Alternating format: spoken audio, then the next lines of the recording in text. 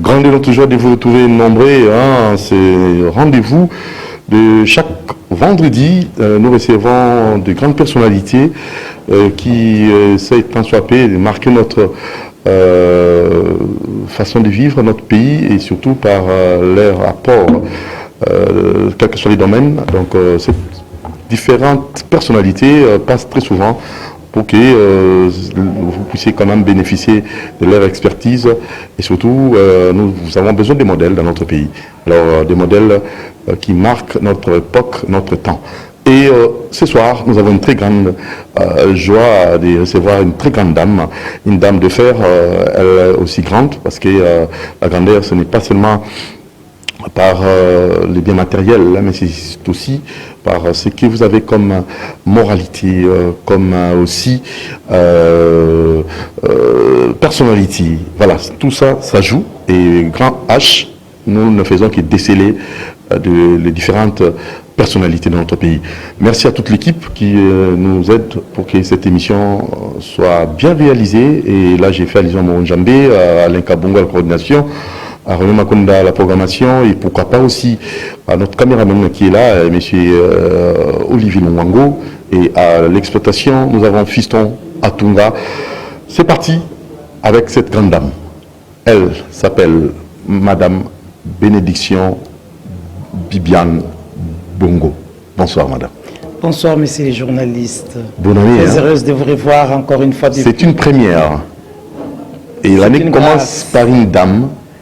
La première émission, le premier numéro avec une dame. Très bien, et c'est aussi mon mois de naissance. Joyeux anniversaire à vous. Merci beaucoup. Que l'Éternel puisse vous combler de ses bienfaits. Le 25 janvier, mais malheureusement, heureusement ou malheureusement, c'était les jours où nous avons inhumé un être très très cher à l'endroit de ma sœur, qui était aussi une très grande dame, un modèle pour moi, un coach. Mais bien, nous rendons grâce à Dieu. Parce qu'il est le maître des temps et des circonstances. Courage, madame. Merci beaucoup. Madame Bibiane Bongo, bénédiction, première rubrique. Qui est madame Bibiane Bongo, bénédiction? Et la seconde, ça sera juste votre apport dans notre société. Et la toute dernière rubrique, question d'actualité. C'est parti. Madame Bibiane. C'est vrai. Vous Bongo. Savez... Révérend. Vendre sa propre image n'est pas chose aisée. Parler de soi-même, c'est très difficile un peu. Mais bon, nous allons essayer, avec la grâce de Dieu, de nous présenter pour que le public nous connaisse aussi et nous découvre. Bénédiction, Bibiane Bongo. D'abord, pourquoi bénédiction? Pourquoi bénédiction? C'est vrai que je ne suis pas née avec ces prénoms. Je suis née Bibiane Bongo, Bouzi, Solo. Voilà. Et bénédiction est venue juste après plusieurs années, après que j'ai accepté le Seigneur que j'ai accepté Jésus-Christ comme Seigneur et Sauveur dans ma vie. Et selon la révélation du Saint-Esprit, parce que bon, Dieu estime que j'ai été créé pour être une bénédiction et non une malédiction. Et bien voilà pourquoi je porte ces beaux prénoms venant de la part de Dieu, afin que partout je serai en tant que fille d'Abraham aussi. Il a dit à Abraham, je bénirai ceux qui te béniront. Voilà. Donc en tant que fille d'Abraham, donc je suis condamné à pouvoir véhiculer la bénédiction partout où je vais. Et comme je suis là maintenant, la chaîne est très bénie. C'est ça. Alors, né à Kin, né plus précisément où vos études faites? Justement, je suis né d'une famille de plusieurs enfants, voilà, dont je suis la deuxième des filles. Je suis né à Boma, dans le Congo central, à l'hôpital Croix-Rouge, un certain 25 janvier d'une certaine année, voilà. Et puis, bon, aujourd'hui j'ai 9 ans, les gens n'ont qu'à calculer, voilà. Alors, bon, mes parents, il y a maman qui est en vie, papa est déjà parti au ciel, nous a précédés. Et maman qui se nomme? Pardon? Maman qui se nomme? Solo Marie-Thérèse, oui, une franciscaine des Boma, elle était présidente des franciscaines et tout machin. Et mère d'une multitude, voilà, nous n'aimons pas limiter parce que pour ne pas créer des frustrations. Très bien. Oui, en tant que servant de Dieu, Dieu nous a fait grâce d'être une mère joyeuse au milieu de nombreux enfants. Et puis, je suis veuve et depuis bientôt 8 ans. Et pour les études, actuellement, je suis doctorante en leadership transformationnel et développement holistique.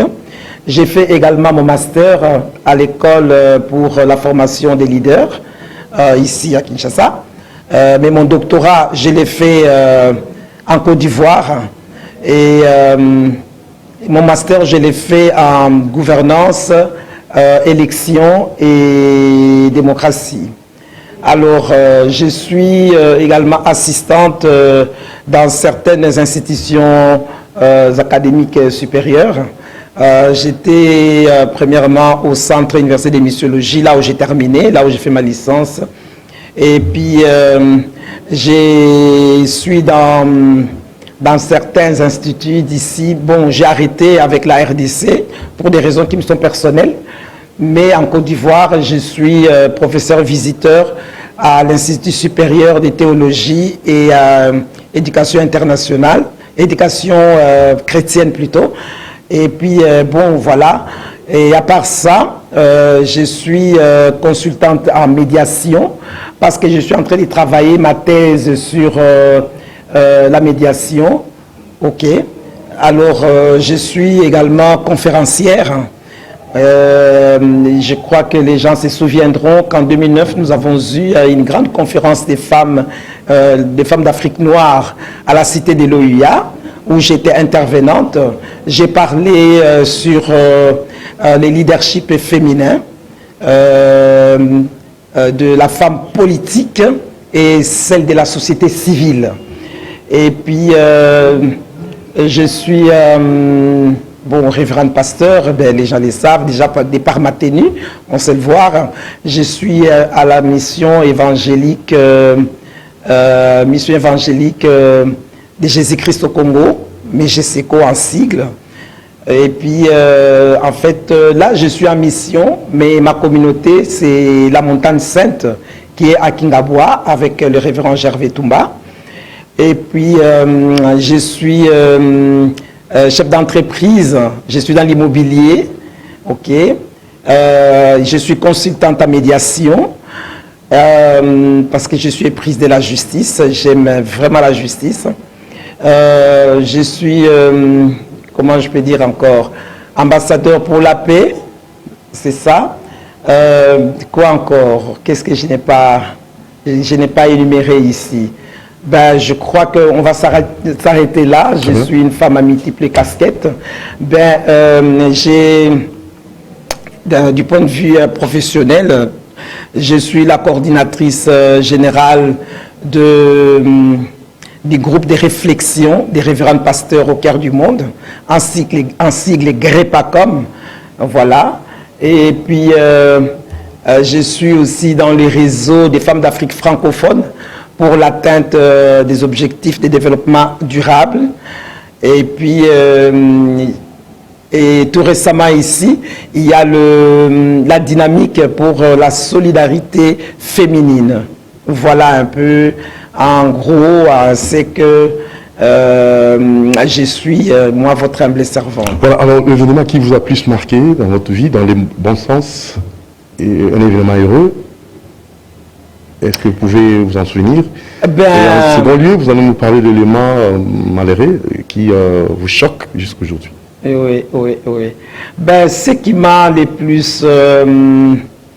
ce qui m'a marqué dans le sens positif, c'est les jours de mon ordination, les jours où j'ai été ordonné révérend pasteur, parce que ça coïncidait avec la date de ma naissance. C'était le 25 janvier aussi. Oui. Et quand j'ai eu mon jubilé, donc j'avais 3 fêtes. Il y avait les jubilés, il y avait l'ordination, il y avait l'anniversaire. Donc c'est ça qui m'a marqué le plus dans ma vie, de savoir que vraiment Dieu me connaissait, Dieu m'aimait et Dieu m'a élu. Voilà, c'est ça qui m'a marqué. Eh bien, les événements malheureux, les événements malheureux, je sais pas. Parce que, je crois que les tout récents qui m'a choqué, c'est justement les décès de notre sœur qui venait de nous quitter. C'est Madame Marie Ludovic Manoka, une très grande dame. Elle fut grande dame dans ces pays. Hein, et elle a beaucoup œuvré dans la politique et puis dans l'œuvre de Dieu. Et j'étais choqué. Pourquoi? Parce que c'était vraiment un modèle pour nous, ok, un exemple. Et je me suis révolté pour dire, mais Seigneur, pourquoi tu l'as prise si tôt? Parce que ce n'était pas encore le moment, ça c'est pour nous les humains. Hein? Elle était tellement... Donc c'était un ange, quoi. Oui, ça m'a beaucoup bouleversé, beaucoup. D'ailleurs, c'est la première émission que j'ai fait depuis qu'elle est partie. Bon, comme on l'a enterrée, là, j'essaie de me remettre. Donc ça m'a vraiment beaucoup choqué. En termes de modèles, en Afrique, qui vous a plus marqué? Et aussi en RDC, vous avez aussi des modèles qui, par leur façon de travailler, par leur savoir-faire, ça vous a aussi donné comme ça une orientation dans votre vie.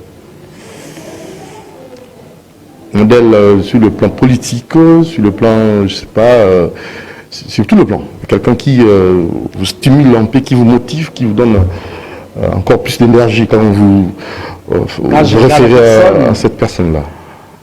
Ah, c'est une question un peu tendancieuse. Et vous ne supportez pas ça? Et vraiment, elle est tendancieuse. Et sur le plan politique... Aucun modèle en Afrique? Bon, si, il y en a, mais bon, il faut vraiment mettre des loupes hein, pour pouvoir... et en Afrique... Et à travers le monde? Dans le monde, il y a Madame Angela Merkel qui m'a beaucoup marqué, qui m'a beaucoup stimulé par sa façon, par son leadership féminin. Elle a su, n'est-ce pas, marquer sa présence. Elle a su se démarquer, n'est-ce pas? Elle a su emballer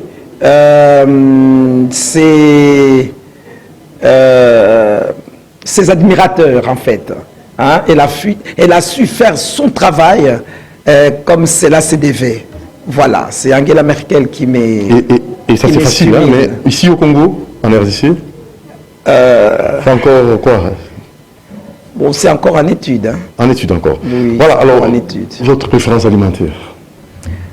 Ma préférence alimentaire, comme tout les Congo du bas-fleuve qui se respecte, c'est le Nsakamades, c'est ça, hein? Voilà. Et puis les fumbois, ok. Et puis quoi, les haricots. Je peux manger les haricots du 1er au 30, ça ne me gêne pas, ça ne me dérange pas, ça ne dérange pas mon ventre ni mon estomac. Voilà, et je suis plus végétarien. Voilà, donc voilà. Et qu'est-ce que vous ne supportez pas sur le plan comportemental? Très belle question. Ce que je ne supporte pas, ce sont les injustices. Je suis très très allergique lorsque les gens, surtout ceux qui se disent les plus forts, maltraitent les faibles. Là, je ne supporte pas du tout. Pas du tout. Je suis très allergique à ça. La preuve en est que mon mémoire de licence, je l'ai travaillé sur la justice. Je l'ai intitulé « Justice dans la dignité humaine, un défi majeur pour l'Église du XXIe siècle ». Et j'ai pris les cas du tribunal des grandes instances de la Gombe. Parce que j'ai été plusieurs fois victime des injustices au niveau des instances judiciaires. Et je me suis dit, bon, il faudra que je puisse faire des recherches pour comprendre qui peut travailler dans ces domaines-là de la justice. Et j'ai découvert qu'il ne s'agissait pas d'aller faire le droit à l'université pour pouvoir rester dans ces domaines, mais il faut plutôt avoir le cœur de Dieu. Et voilà pourquoi j'ai d'ailleurs pris comme base scripturaire Proverbe 14, 34, qui dit « La justice élève la nation et le péché fait la honte du peuple ». Et c'est ce que nous voyons aussi dans notre pays, vous comprenez. Donc, j'ai défini la justice, moi, au finish, à la conclusion, j'ai défini la justice comme étant l'amour. La justice, c'est l'amour, tout simplement. Voilà. La justice, c'est rendre à l'autre ce qui lui revient des droits. C'est ça la justice, il n'y a rien d'autre. Même quand on parle de l'état des droits, ben, je trouve que c'est un slogan dans ces pays. Et qu'est-ce qu'il faut faire? C'est un slogan. L'état des droits n'existe pas encore. Comment orienter cela? Ben, comment orienter cela? Les 3 ans après. Non, mais les gens doivent être vrais, mais c'est la gestion. Les gens doivent être vrais. Notre gouvernement. Non. Nous devons éviter la démagogie. Quel bilan? Nous devons être vrais. Comme j'ai toujours dit dans vos émissions, un leader n'est pas démagogue. Un leader est pédagogue. Un leader, c'est un modèle. Vous voyez, j'ai eu du mal à vous dire les modèles des personnes dans ces pays qui me stimulent. J'ai eu du mal. Parce qu'en leadership, nous avons 3 points importants que nous appelons la trilogie du leadership. Il y a les savoirs, donc la connaissance, il y a les savoir-faire, les savoir-être, donc la morale, l'éthique, ok? Ça, c'est un cours que je donne, les cours de l'éthique. Et il y a le savoir-faire, les compétences. Vous comprenez? Dans ce pays, nous avons les gens qui ont du savoir, ils ont les compétences. Mais les savoir-être, c'est déplorable, mais c'est doudou. C'est déplorable. Et c'est difficile de vous dire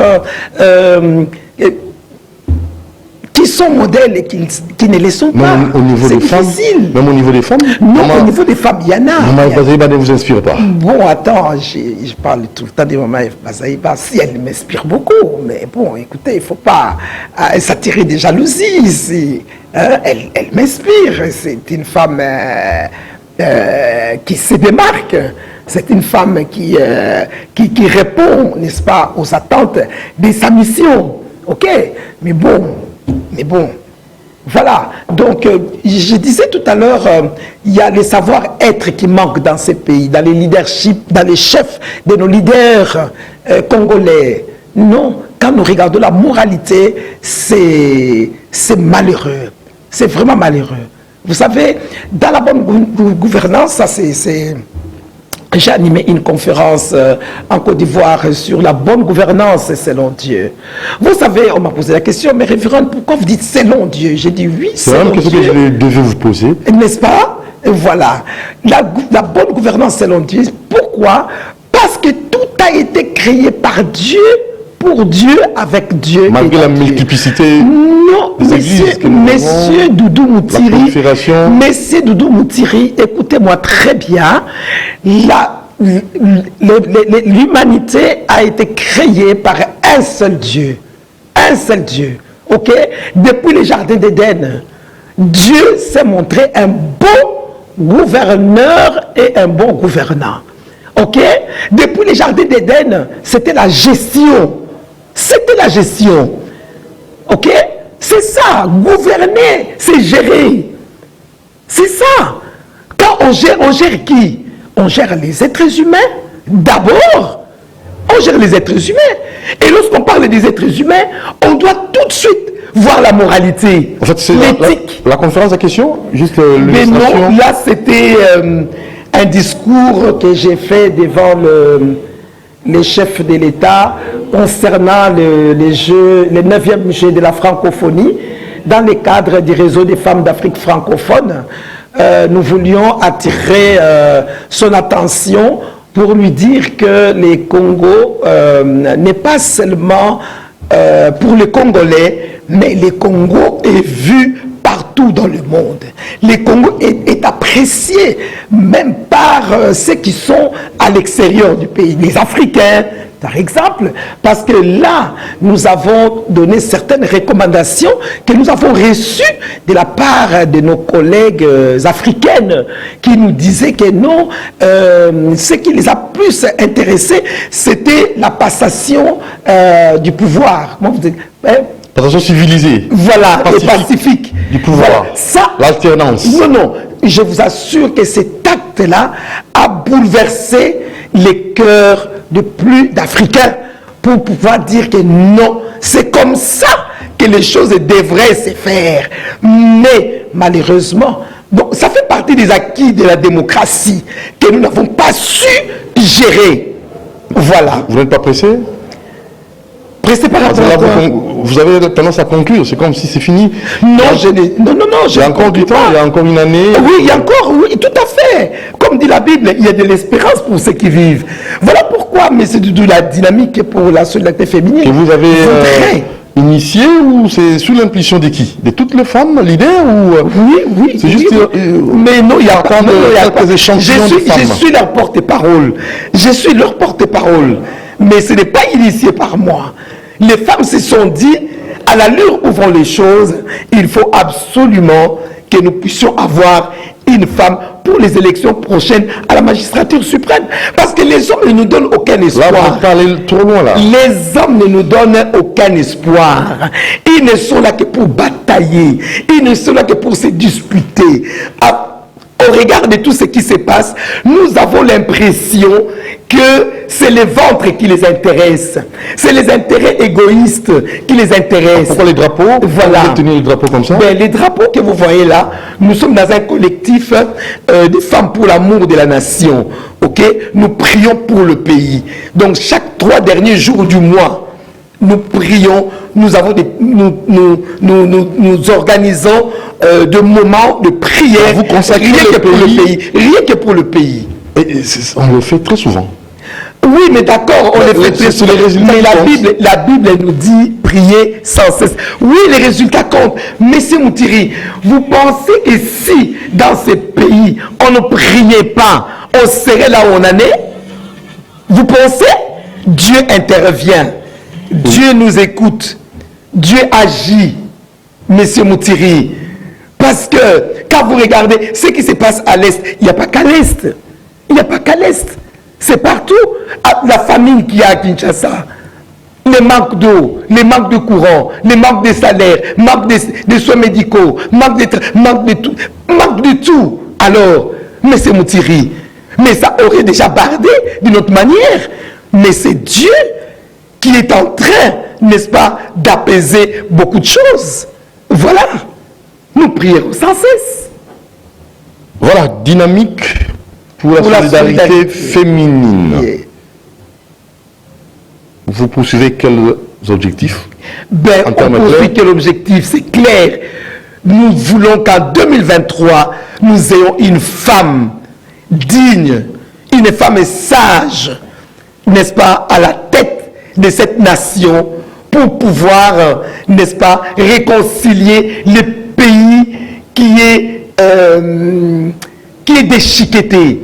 Le pays est déchiqueté. Déchiqueté comment? Mais nous vous avons envie, vous êtes toutes réunies pour d'abord féliciter le président de la République. Les femmes. Vous, les femmes? Oui, nous les femmes. Nous avons les images. Oui. Les pays déchiquetés comment? Ben, justement, les pays est déchiqueté. Il n'y a pas de cohésion nationale. Si nous avons pris la résolution, nous femmes, nous mamans, là, vous soutenez nous mamans de la RDC. Mais attendez, Monsieur Doudou, attendez. Écoutez-moi d'abord, s'il vous plaît. Si nous avons pris l'option de pouvoir féliciter les chefs de l'État, de lui adresser, n'est-ce pas, des éloges, c'est par rapport, n'est-ce pas, au respect de l'article 14 de la Constitution. Ok? Il est celui qui a amené, n'est-ce pas, il a hausser le taux, le pourcentage des femmes dans la gestion de la chose publique. Là, aujourd'hui, je crois que nous avons déjà atteint les 30%. Hein, on les a atteints. Eh bien, jusqu'à la fin de son mandat, je crois que ce sera 50-50. Donc, on ne peut pas rester ingrat. Vous savez que la reconnaissance, c'est l'acte de personnes honorables. Dans la vie, il faut être reconnaissant. Même Christ a voulu qu'on lui témoigne de la reconnaissance. Lorsqu'il a guéri les 10 lépreux, il a posé la question. Lorsqu'un seul est revenu, il a dit, mais où sont les 9 autres? Dans la vie, il faut être reconnaissant. C'est un acte de grandeur. Voilà les mots que je cherchais.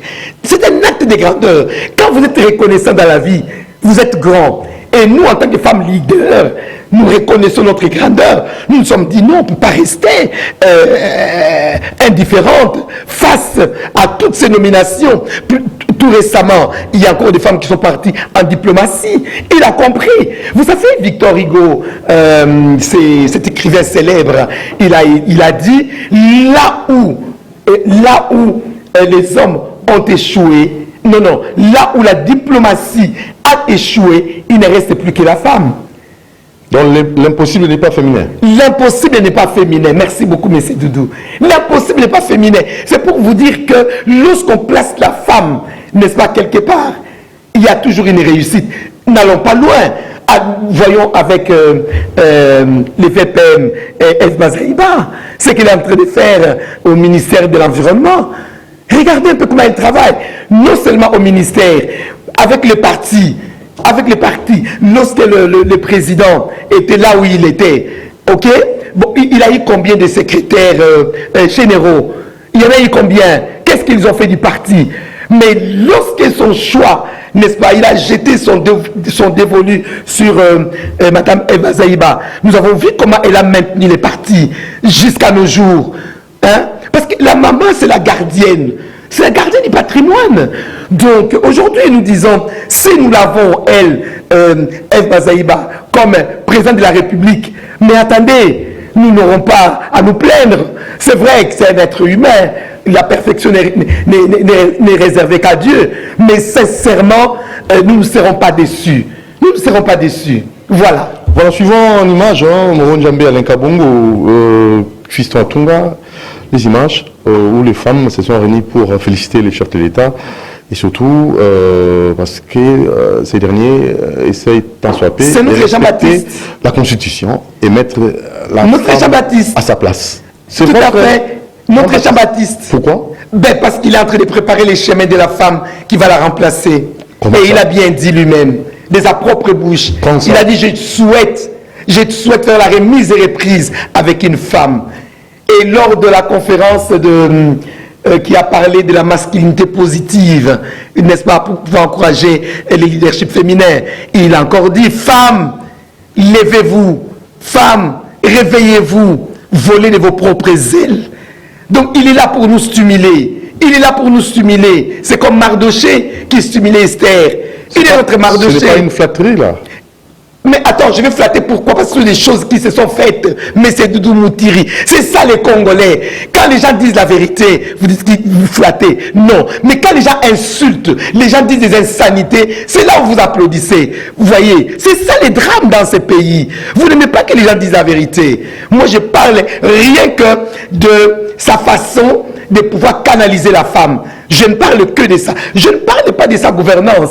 Je ne parle pas d'autre chose. Moi, je parle de la manière dont il est en train de nous préparer pour que nous puissions les remplacer. Moi, c'est tout ce qui m'intéresse. Voilà. Serez-vous capable?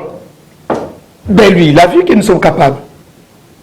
Mais déjà avec les ministres que nous avons, elles sont capables. Voilà.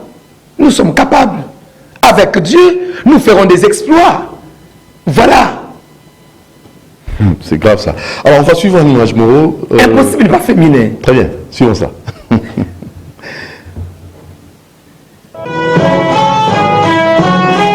na kotalaka nyonso oyo tata mokonzi azali kosala mpona kotia mwasi na bisika ya lokumu na gestion ekolo Congo démocratique nde bamama ya makasi to mpe femme forte ya 26 province ekolo Congo mpe bareseau ya bamama mosusu balingaki kotalisa ye reconnaissance mpe soutien na bango ntina wana bafungolaki livre d'or na Maisha Park uta vendredi 21 janvier 2022 mpona 7 jours mobimba bamama bakoleka mpona kotia mokolo to mpona koloba iyo tozali elongo na mokonzi ya mboka oyo azali kotombola bamama esengeli koyeba ete première dame Denise Nyakero Chilombo azalaki au rendez-vous yango epesaki esengo makasi na bamama boka ndenge ngonga ebetami livre d'or wana ebongisami na mama Bishop José ye moto abongisami mpe gouvernement ebongisi yango mpona kotika souvenir na kati na biso histoire ya mboka na kati na biso basali yango mpona bato nyonso batie mpe page ya basali na nzambe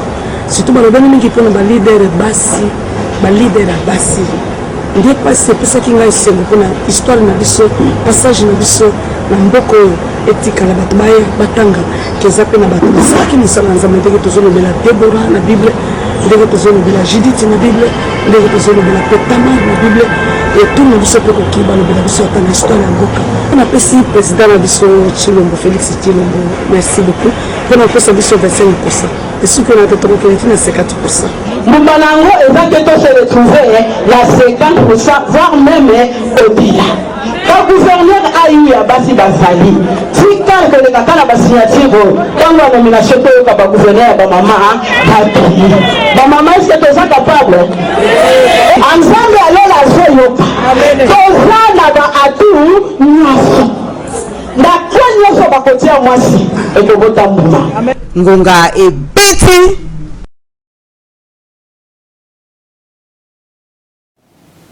Voilà, alors nous avons suivi Madame Bibiane Bongo, la femme à la tête de notre pays. Avez-vous des moyens suffisants?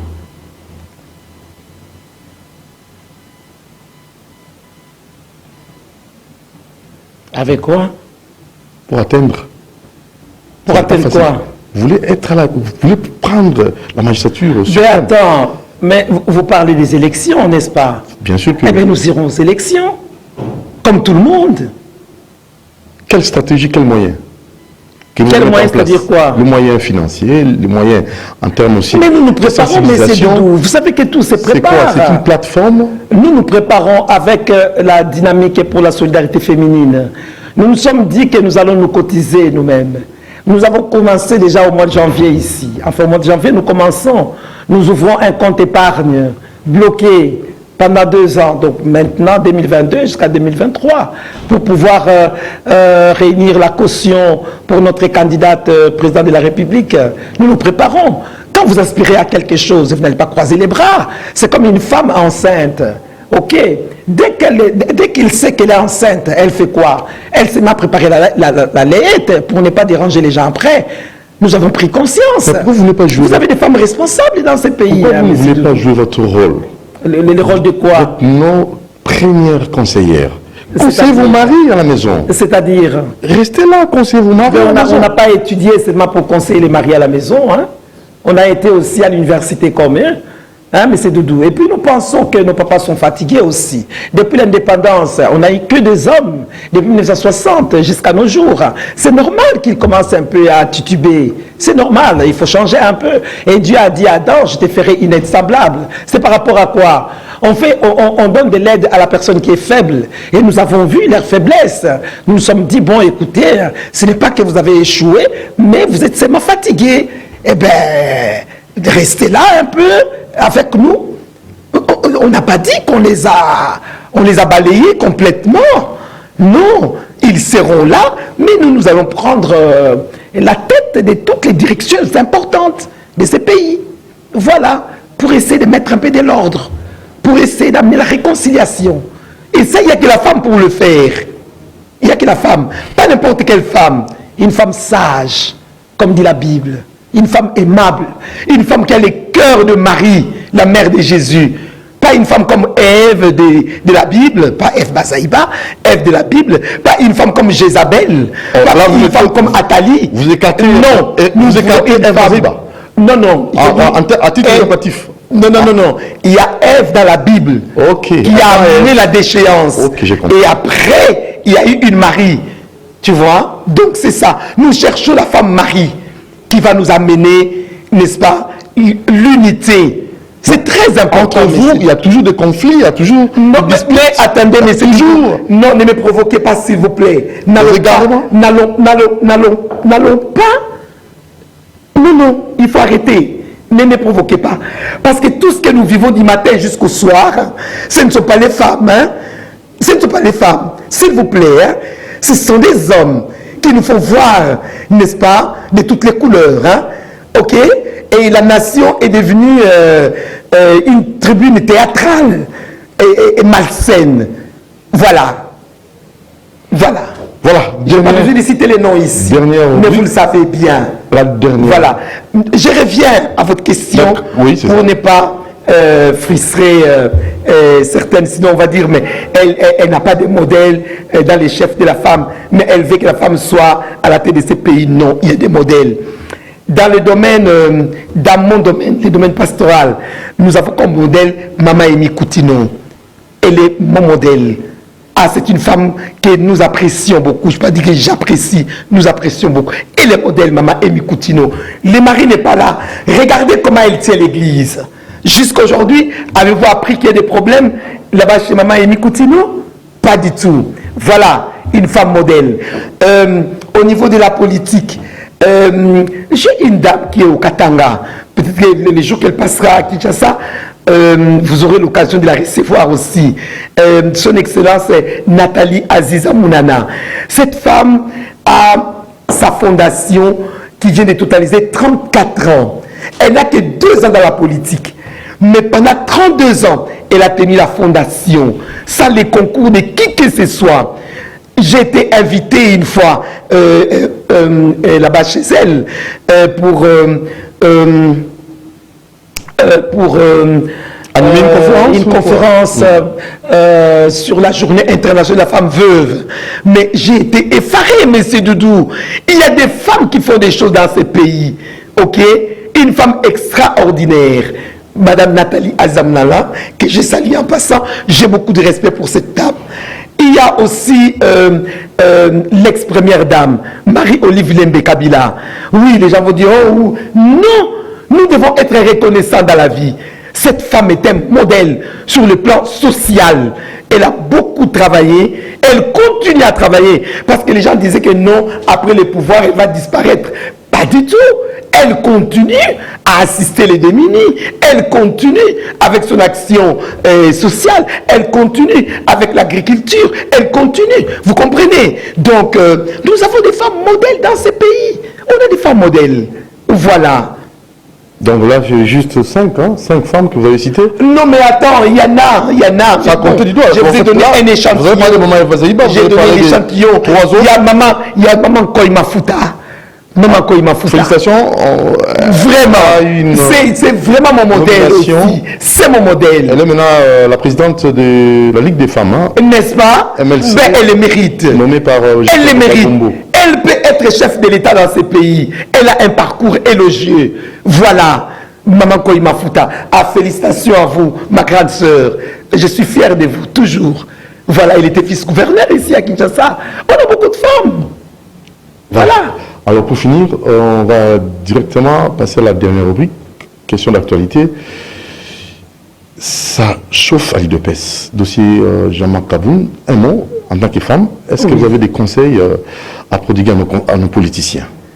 Merci pour l'opportunité que vous me donnez, Monsieur Doudou Moutiri, par rapport à ces dossiers brûlants de l'heure. Et les conseils que je donnerai au premier vice-président de l'Assemblée nationale est celui de pouvoir mettre de l'eau dans son vin. Ok? Vous savez, la Bible dit l'humilité précède la gloire.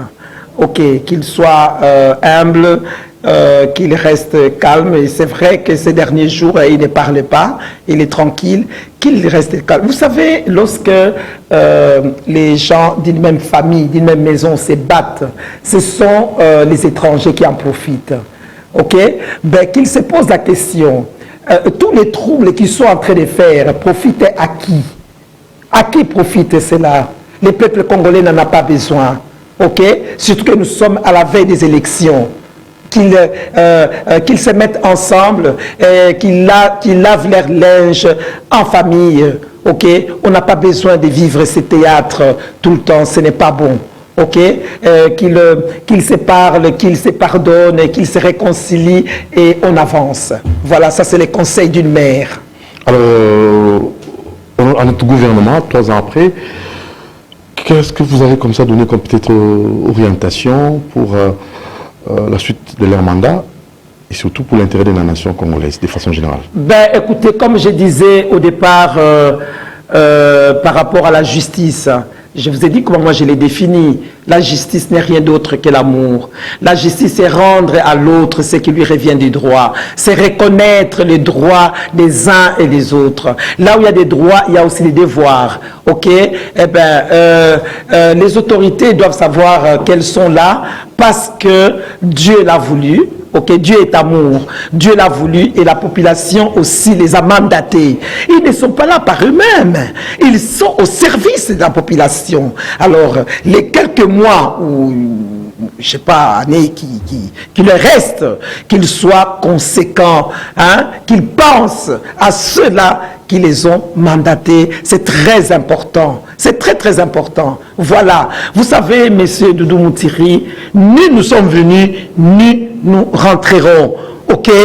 Personne ne partira avec toutes les richesses qu'ils s'amassent sur ces terres des hommes. Essayons d'être impartial, essayons d'être justes, essayons d'être intègres, essayons d'être sérieux vis-à-vis de nous-mêmes et de nos compatriotes. C'est très très important. Voilà, ce que je peux leur dire aujourd'hui, c'est de respecter les textes. Le problème dans notre pays, la grave maladie, c'est quoi? C'est le non-respect des textes, M. Doudou Moutiri. Tout simplement, quand vous lisez la Constitution, elle est bien conçue. Mais pourquoi est-ce que les gens n'arrivent pas à s'y conformer? C'est la mauvaise foi. C'est de la mauvaise foi. C'est un mauvais cœur qu'ils puissent demander à Dieu de leur donner un cœur d'amour, un cœur d'amour. Le peuple congolais ne demande pas à les égaler. Non, il cherche le minimum. Le minimum, c'est quoi? Avoir son salaire décent, avoir, n'est-ce pas, l'eau, avoir l'électricité, avoir, n'est-ce pas, son repas, matin, midi, soir, et avoir les moyens de scolariser leurs enfants, les soins médicaux, les transports. Un point, basta. Évidemment, un logement décent. C'est tout ce que le peuple demande. S'ils arrivent à le faire, ils peuvent rester 100 ans au pouvoir, puisqu'ils le veulent. Voilà, alors ça n'est fini pour ce soir, mais on aura peut-être à vous poser la dernière question, partant de votre dynamique pour la solidarité féminine. Quelles sont comme ça les 5 premières recommandations de votre dynamique? Les 5 recommandations par rapport à qui, auprès de qui? Non, comment est-ce que vous allez orienter votre histoire, votre structure, et surtout parce que vous allez prendre le devant. Et vous allez faire comment? Mais c'est Doudou, on fait comment? Je ne sais pas comment vous revenez plusieurs fois. Je doute fort. Mais on fait comment? La première des choses, c'est la préparation. Ok? Nous sommes en train de nous préparer. Deuxième chose, c'est la planification. Il faut planifier le programme, les actions que nous devons mener. Ok? Troisième chose, c'est la conscientisation. Donc nous sommes là en train de conscientiser les femmes pour leur dire, femmes, réveillons-nous. L'air n'est plus au dodo, l'air est au travail. Nous devons nous réveiller. Ok? Mais la quatrième chose, c'est quoi? Réunir les moyens. Il faut réunir les moyens. Et cinquième chose, passer à l'action. Votre numéro de téléphone, de contact? Mon numéro de contact, c'est les 081. Facilement adhérer à votre initiative. 081. Mais les hommes sont les bienvenus aussi. Hein. Nous avons des genrés qui sont en train de nous encourager. Hein. Voilà. Alors, les 081, 75, 74, 261. 081, 75 74 261. Merci Madame Bibiane Bongo. C'est moi qui vous remercie, révérende. Monsieur le cordon Doudou Moutiri. Ça a été un plaisir, un honneur pour nous que vous nous fassiez connaître, n'est-ce pas, à la face du monde. Merci à vous, merci au DG et merci surtout à l'initiateur de la chaîne, le président Bemba, Jean-Pierre Bemba, qui fut mon patron. Ah, je n'ai pas dit ça dans mon parcours, hein, que j'étais hôtesse stellaire. Je suis de la première promotion de celle que papa Jeannot avait envoyée en Belgique à la Sabena pour la formation. Aujourd'hui, on a plus ce genre d'entrepreneurs. Hein. On dit entrepreneur, tout ça. Mais il n'y en a plus, comme le papa Jeannot Bemba, qui a déboursé de sa poche pour que nous puissions être formés en tant qu'hôtesse stellaire chez Cibé. Et le président Bemba était mon directeur. Très bien. Merci. À la prochaine occasion. Merci à toute l'équipe, mon Jambé, Alain Kabongo. Merci à Fiston Tunga, Olivier Longango et à notre très cher Marc Makonda. La rediffusion demain, samedi à 9h. Doudou Montier vous aime beaucoup. Appelez-nous si vous avez des suggestions. Si vous voulez aussi passer comme Madame Bibiane Bongo au 0 plus 243 89 61 52 634 plus 243 89 61 52 634. Ciao.